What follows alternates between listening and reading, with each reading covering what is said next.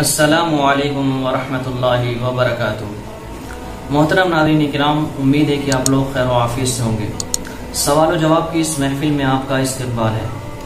سوال یہ ہے کہ پانی کے گھاٹ پر اسی طریقے سے غسل خانے میں بل اور سوراخ کے اندر پیشاب وغیرہ کرنا کیسا ہے؟ سوال کرنے والے ہیں صاحب اجین سے۔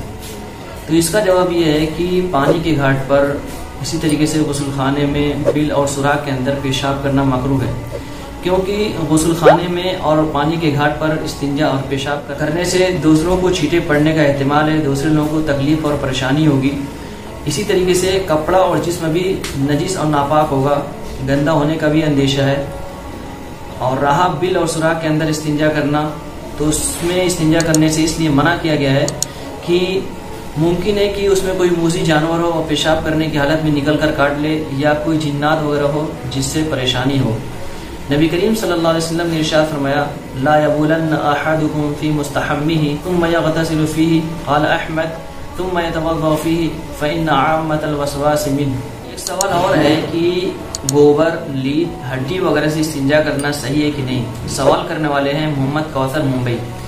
تو اس کا جواب یہ ہے کہ ان چیزوں سے استنجا کرنا مکروہ ہے، درست نہیں ہے۔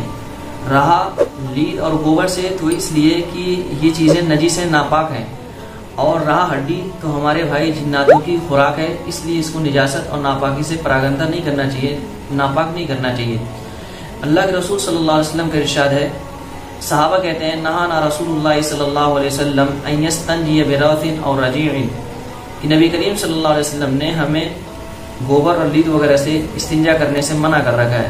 اللہ رب العزت ہمیں اسلامی شریعت پر عمل کرنے کی توفیق نصیب فرمائے۔ اگر آپ ہمارے اس چینل پر نئے ہیں تو ہمارے اس چینل کو ضرور سبسکرائب کریں تاکہ کوئی بھی ویڈیو آپ سے مس نہ ہونے پائے۔